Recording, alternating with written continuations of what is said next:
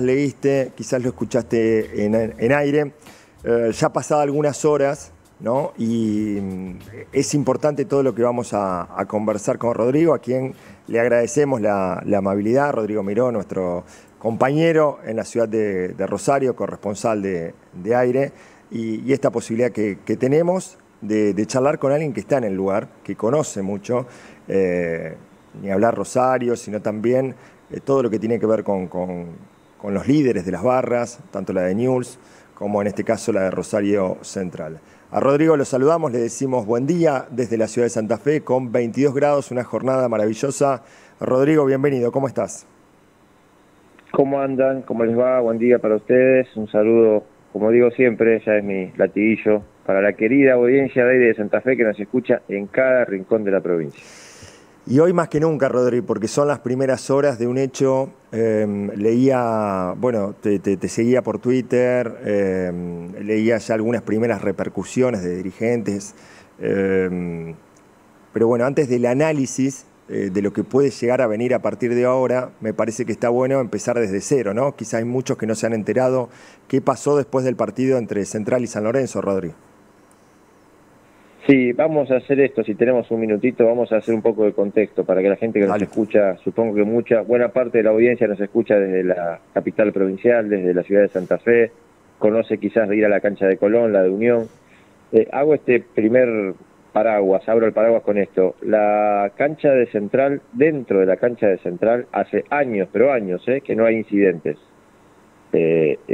Andrés Pichín Bracamonte, quien era hasta ayer el jefe de la barra de Central, que resultó asesinado a 4 cuadras de la cancha, fue el jefe de la barra durante 25 años. Esto implicó un periodo larguísimo, imagínense, todo este siglo, o sea, desde 1999, piensen cada uno en su vida todo lo que pasó en esos 25 años.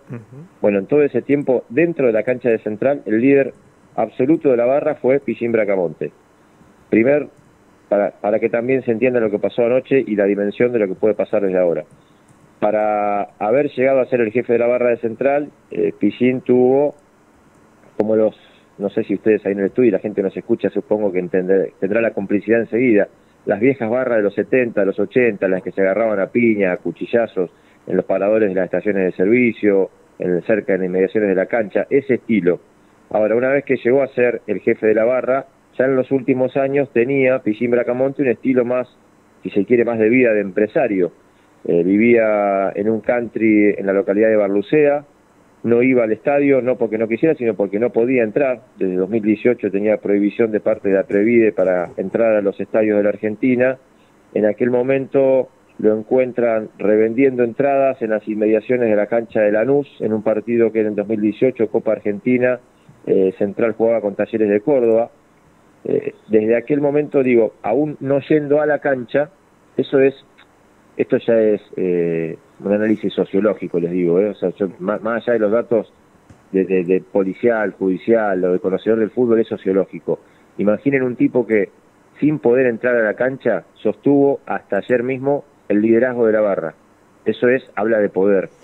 Son por lo menos 6 años en los cuales quien conoce el mundo central sabía que Pichín Bracamonte no podía entrar a la cancha, pero siempre estaba hasta la hora de inicio del partido muy cerquita de la cancha y se lo podía ver.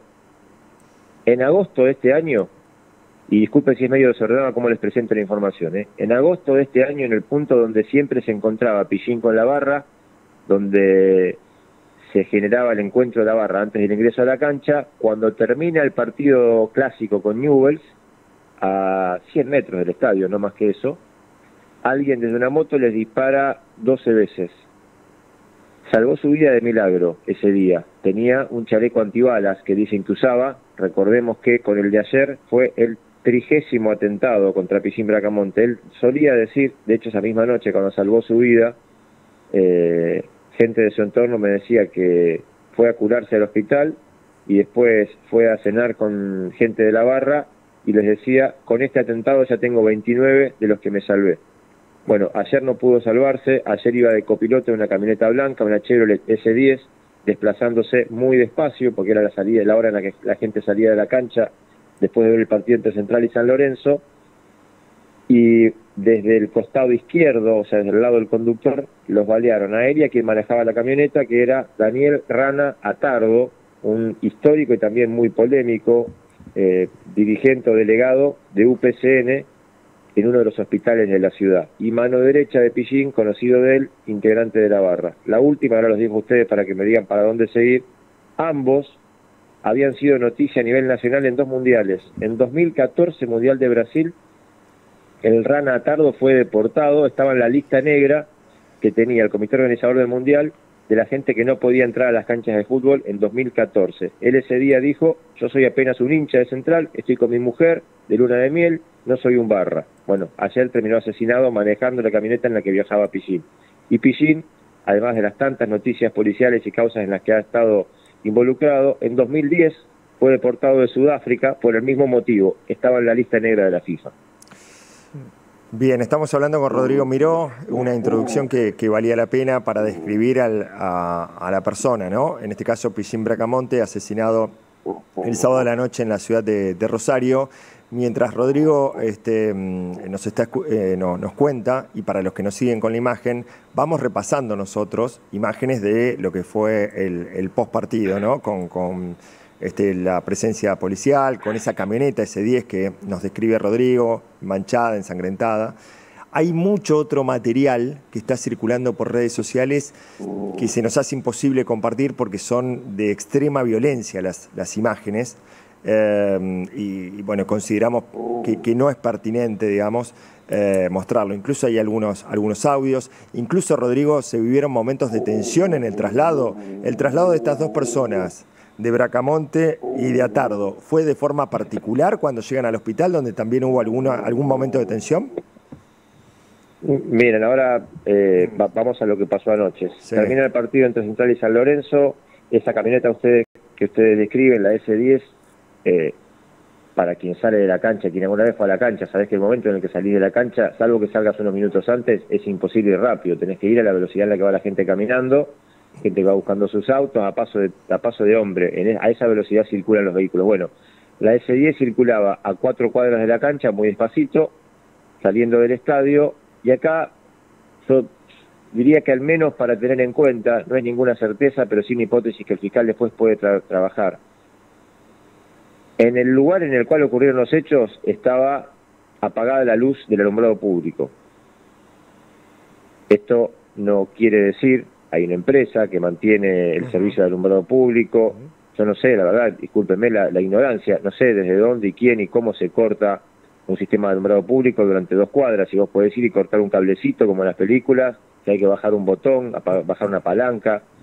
El dato es que en el lugar donde le dispararon a Pillín Bracamonte y al Rana Atardo estaba todo oscuro. Quien disparó actuó en la oscuridad. Si hubo zona liberada, no lo sé, estoy aportando un dato. Otro dato más, que lo decían anoche quienes habían estado en ese lugar, es, si bien había muchísima policía afectada del operativo en el partido ayer, en ese lugar, a esa hora, no había policías.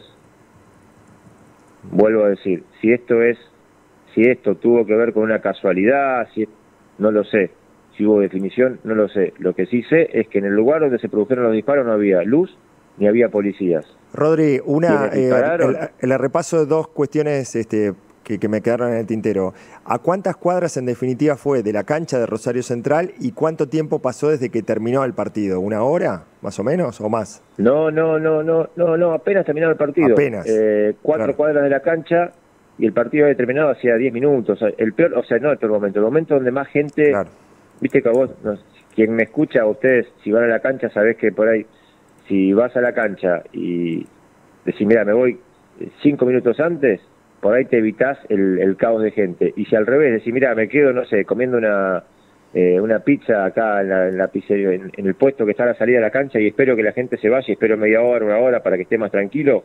Viste que hay momentos que se van todos juntos. Bueno, en ese momento, 10 minutos después de terminar el partido, insisto, ya era de noche, estaba oscura la cuadra, no había policías. En ese contexto, me decían ayer, yo estuve trabajando ahí en el lugar de los hechos, me decían que habían visto, pero esto es un dato que luego el fiscal tiene que trabajar, ver cámaras, insisto, estaba todo oscuro, eso ya aporta un elemento negativo para buscar la información.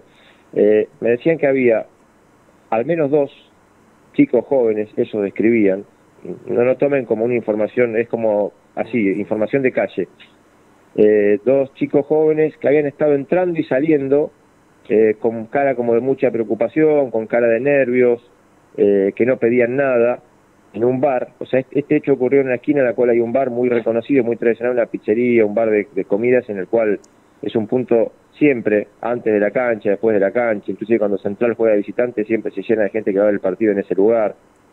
Bueno, en ese bar, según lo que me describían, había al menos 2 chicos jóvenes que no pidieron nada, que estaban entrando y saliendo, que iban al baño, que estaban nerviosos, que podrían haber sido, viste cuando te dicen un dato de calle, bueno, podrían haber sido esos los que agazapados esperaron que pase Pichín Bracamonte con Rana Tarde y dispararon. Yo cuando pregunté sobre ese dato, yo, bueno, ¿ustedes se acuerdan cara, rostro, para dónde escaparon? Y me decían, bueno, imagínate que en el medio del caos que fue, no solo la salida de la cancha, sino después de los disparos, con toda la gente corriendo, asustada, no pudimos ver si escaparon y para dónde y cómo. Pero bueno, hablaban eso, de alguien, al menos 2 personas, esperando el hecho en el bar que está en la esquina, por lo tanto imagino que si ese bar tiene cámaras, esto que anoche se contaba como dato de calle podrá ser chequeado por el fiscal. De todos modos, como en cualquier caso de estos, hay varias aristas. Uno, quién fue, quiénes fueron, cómo lo hicieron, por dónde se escaparon para que los encuentren. Otro, que alguna vez, si es que encuentran a quien disparó, nos preguntaremos si se podrá tirar el delito, es eventualmente quién lo encargó, por qué, una interna de la barra, una disputa extra cancha. Recordemos que Pichín tiene, por lo mismo que le dije en la primera respuesta, 25 años de construcción de poder. Esto significa, ha sido nombrado en causas judiciales, por ejemplo en lavado de dinero, vinculado a temas, estuvo una semana detenido hace no tanto, en diciembre del año pasado, por una causa en la que investigan a Prietes, a trabajadores de la construcción, por la disputa del negocio de las viandas que comen los albañiles. O sea, el gremio de la UOCRA estaba sentado al lado de un dirigente de UPCN, que en el hospital, en ese hospital en el cual, no sé si ustedes pudieron ver la imagen, en el hospital en el cual hay escenas de violencia, cuando intentaron llevar a los heridos, los llevan en la misma camioneta. Terminan los disparos y había, entiendo que no afectaba el operativo del partido, sino que pasaba por el lugar simplemente. Pero apenas se producen los disparos, se va mucha gente a ayudar a las personas heridas y ven una camioneta, segundos después, una ambulancia, perdón. Le piden a la ambulancia que pare y la ambulancia, imagínense alguien esquivando, una ambulancia en ese contexto esquivando a la gente en lugar de ayudando a los heridos. Bueno, le tiraron con de todo, le gritaron, le dijeron paren, no querían parar. Bueno, en ese contexto de bronca de la gente con 2 personas heridas, que además eran personas, uno de ellos muy renombrado, la ambulancia que no para, bueno, los suben a la camioneta y los llevan en la misma camioneta en la que habían sido heridos al hospital. Cuando llegan al hospital, era un montón de gente, una turba de gente, creo, eso es lo que entiendo del video que circuló, que se hizo viral, que le cierran la puerta de la guardia. Claro. Y la abren a las patadas diciendo atendémelo, atendémelo, atendémelo. Uno de ellos, el Daniel Rana Tardo, que fue el que recibió, dispararon de su lado, entonces fue el que recibió la peor parte. Cuando terminan los disparos, él abre la puerta de la camioneta. Me represento esto, chicos, disculpen si la figura no es muy feliz, pero uno, más que de haber visto escenas en la vida real, de haber visto películas policiales, él intenta abrir la puerta de la camioneta y se desploma al lado de la camioneta. Claro, es en el video que circuló, hay una persona en el interior de la camioneta, Rodri, que es Bracamonte, y la persona que queda tendida en el suelo, entonces, a Tardo. Claro, a mí los testigos y la gente que estaba en la calle me decían que los disparos habían sido el Boulevard Avellaneda, no sé comparar con cuál de los que tienen ustedes para que la gente entienda, pero es una, se llama así Boulevard justamente porque es una avenida que tiene en el medio como un cordoncito para caminar. Ajá. Vos a veces si no llegás a cruzar las dos, cruzás hasta la mitad y después cruzás el resto. Claro. Lo que me decían es que la persona que les disparó desde ahí. Desde el cordoncito ese que está en el medio, claro. La camioneta venía con el sentido al sur. Hay un audio que también circuló viral, que decía haber visto a alguien que describía la escena, contada desde alguien que venía en auto más atrás, y le contaba a otra persona en ese audio de WhatsApp, lo vi como el flaco le metió el brazo dentro de la chata de la camioneta y les disparó desde adentro. Eso ya es, no, tendrá que resolverlo el fiscal. Yo no sé si disparó desde tan cerca, si disparó un par de metros más lejos. Sí está claro que disparó del lado del conductor y que le dio más tiros, o que quien llevó la peor parte en ese momento fue el conductor. Recordemos que en agosto de este año, cuando Bracamonte sobrevive a un atentado que podría haber terminado como el de ayer, salvó su vida porque tenía puesto un chaleco antibalas. Es posible que el hecho de que en la imagen esa se vea a Bracamonte sentado en la camioneta, en todo caso, que fue el que murió en segundo término, el que tardó unos minutos más en morir, quizás puede haber tenido puesto un chaleco antibalas que lo protegió de algún disparo también. Bien, lo sumo a Facu. Hablan de más de 10 tiros. Sí. Facu. Ramiro, ¿cómo te va? Muchas gracias por este ratito y por contarnos todo tan paso a paso para realmente entender. Muchas veces estas personas no daban pie para quedar tan expuestos. Me imagino que habrá visto otras personas vigilándolo con algún tipo de seguridad interna dentro de la barra. 25 años de construcción de poder que seguramente habrá que ver después qué pasó, en qué momento cayó la policía, qué pasó con el cordón de seguridad policial, porque estamos hablando de las inmediaciones de un partido de fútbol, de la cancha de Central, que seguramente habrá habido un operativo. Esto pasó por afuera del cordón del operativo, adentro, para aquel que no es de Rosario y no sabe bien el lugar donde esto sucedió. Eso por un lado. Y por otro, ¿se sabe si iban armados? ¿Si Bracamonte y Acardo estaban armados en el momento? Empiezo por la última.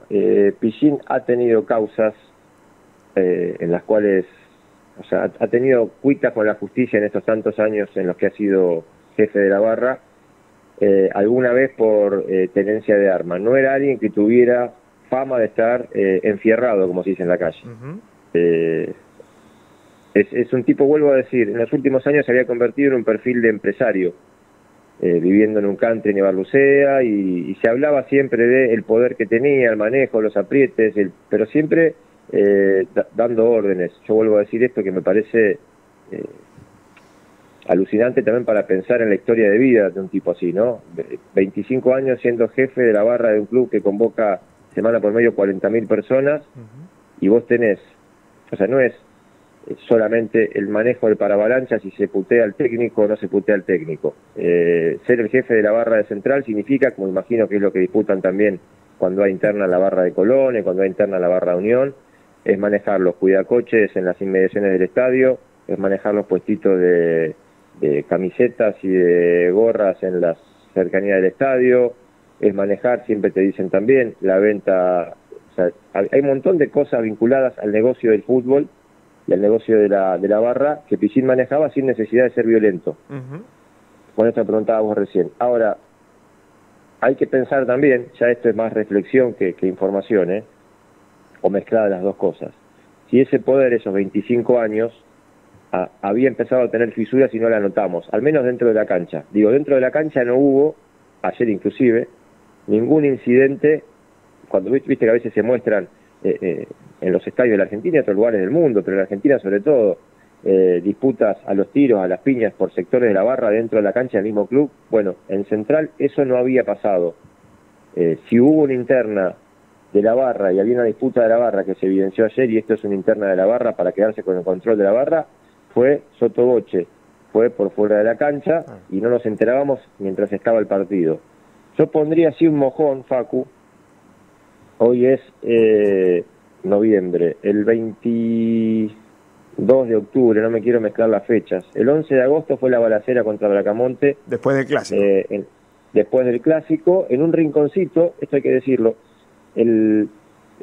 Bracamonte hace 6 años que no podía entrar a la cancha, pero siempre se acercaba a la cancha hasta la hora del partido.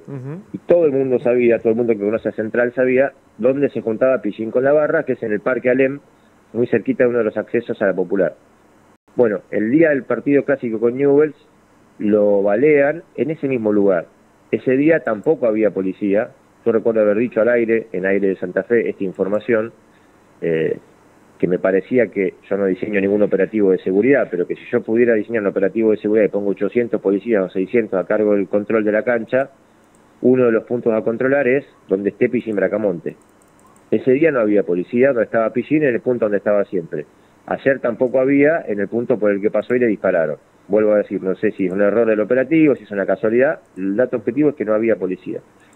Pero vuelvo a esto, el 22 de octubre, hace unos 20 días, hubo un partido, mejor dicho, hay que irse 15 días antes. A comienzos de octubre, ya no recuerdo qué partido fue, creo que el partido que le gana a Central a Vélez 3-0. Si ustedes tienen ahí Google para fijarse, no recuerdo qué día fue ese partido, fue entre semana. Venía Central muy mal, su técnico a punto de salir del lugar como técnico. Ese día un partido muy bueno de Central, el único en los últimos meses que fue bueno, le gana 3-0 a Vélez, y a la salida de ese partido, no cerca de la cancha, a unas 40 cuadras aproximadamente, en la avenida Circunvalación de Rosario, emboscan a un auto en el cual viajaba el yerno de Guille Cantero, Samu Medina, un pibe muy joven, yerno de Guille Cantero, tenía causas judiciales por haber hecho exhibición de armas. ¿Lo tiene el cantante trapero Saramay? Sí, sí. Bueno, en 2021 estaba en ese momento Saín como ministro de Seguridad.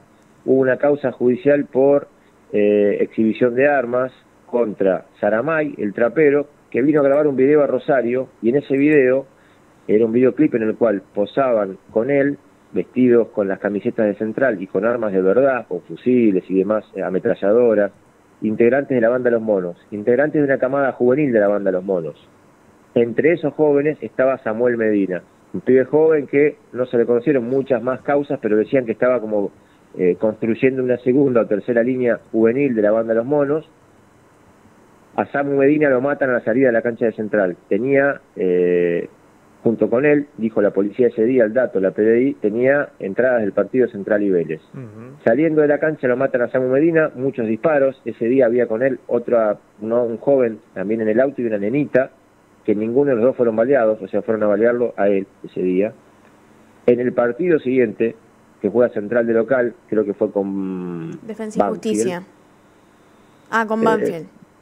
Con Banfield, me parece que era un domingo con Banfield. O no me acuerdo si con Barraca Central, disculpen, se me mezclan los datos de los partidos. Pero fue con Banfield el 20 de octubre. Ese día, bueno, ese 20 de octubre, cuando hace el gol Banfield, que empieza ganando el partido, creo que después termina empatado, termina empatado. Cuando hace el gol Banfield, desde la popular de donde está la barra, estaba el arquero de Banfield ahí abajo, le tiran bombas de estruendo.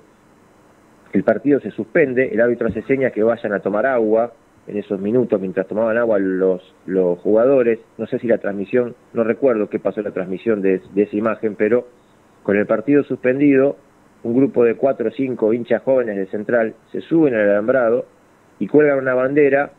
No era muy grande la bandera, tendrá tenido 2 metros, 3 por 1, 2 por 1,50, una cosa así, un trapo chiquito, pero que si veías la foto agrandada podías leer que decía, nosotros no respetamos a nadie. Bandera azul con letras amarillas, y un ícono, un símbolo que decía Samu presente. Samu era Samuel Medina, o sea, eran gente de Samuel Medina, el integrante de la banda Los Monos, de la camada juvenil de Los Monos, yerno de Guille Cantero. Decía, no respetamos a nadie, decía Samu Medina, decía los chicos del 17, luego se intentó decodificar esa bandera y entendimos que era un mensaje de los chicos del 17 de agosto, que es el barrio donde se originaron Los Monos, cerca del casino de Rosario, en la zona sur de Rosario, y un loguito o una imagen que a algunos les llamó la atención, que decía, siempre mono, nunca sapo, con un mono dibujado. Para quienes conocen del mundo futbolero y de las barras, es el mismo lema que usa la 12, la barra de Boca. Claro. Ahí justamente estamos mostrando, gracias a la producción, la imagen, ¿no?, que vos estás relatando. La estamos compartiendo, Rodri, en estos momentos en pantalla para aquellos que nos siguen justamente por imagen. Ahí sí, se le escapó la cancha. Hago cortito una reflexión sobre esa bandera. Ese día, muchos dijeron, se le pararon de manos a Piscín. Bien. Rodri, bien, consumado el hecho, y para ir cerrando y agradecerte nuevamente la comunicación. Repercusiones políticas no las hubo todavía, del Ministerio de Seguridad. ¿Qué crees también ya en el marco de la reflexión quizás no hay tanta información porque han pasado muy pocas horas, porque ahí me parece también mucha duda de lo que puede pasar, cierto rebote a partir de esto, ¿no? En el Ministerio de Seguridad anoche, de manera muy sintética, imagínense, claro. esto fue a las 9:10 de la noche, yo estuve en el lugar, han estado 9:20, 9:30, empezaron a correr los mensajes de WhatsApp, los videos virales, los audios, y decían, no, mataron a Pichín, no, está vivo. Cuando uno intentaba chequear, las fuentes oficiales, de manera muy discreta, muy sintética, confirmaron la muerte de Pichín, o sea, confirmaron la identidad de las dos personas que habían sido atacadas, dijeron, fueron atacados Andrés Bracamonte, Daniel Atardo, ambos óbitos. O sea, algo se resolvieron en 2 renglones de información, la información que era lo que había a esa hora. Imagino yo, José, como vos decís, ya esto es casi charla de café, imagino yo que a esa hora los teléfonos de funcionarios de seguridad, de la policía, etcétera, estaban, prendido fuego. Mientras estaba el fiscal llegando al lugar de los hechos, el fiscal es Alejandro Ferlazo, intentando decodificar, saber, imponer seguramente en la noche de ayer máximas medidas de seguridad. Me decían varios, yo estuve en mi casa, no salí, pero me decían varios que anoche, 12, 2:30, 1 de la noche, en varios puntos de la ciudad había retenes pidiendo documentación a las motos. Bueno, imagino que extreman las medidas porque, ¿cuál es la pregunta que nos hacemos todos? Que se hacen en las redes, nos la hacemos los periodistas. Las réplicas. Rosario lleva, salvo esa semana tan complicada de marzo, una curva en descenso en la cantidad de homicidios, hechos violentos, y el temor es que esto signifique para la vida interna de Rosario Central y para la vida de Rosario, las réplicas, como cuando hay un sismo. Ahí habrá que apuntar, a la pregunta, porque el fiscal tendrá que buscar por un lado si encuentra quiénes dispararon, pero la gran pregunta también, además de quién dispararon, es quién encargó ese doble crimen y por qué. Claro. Ahora a Rosario Central le tocan 2 partidos en condición de visitante y después el 1 de diciembre va a recibir a Racing en su cancha. ¿Cómo te imaginás que va a ser ese partido? Y preguntarte también qué significa para el hincha de Rosario Central Pichín. ¿Solamente es un barra brava o había algún tipo de relación de aprecio, si podemos decirlo de esa forma?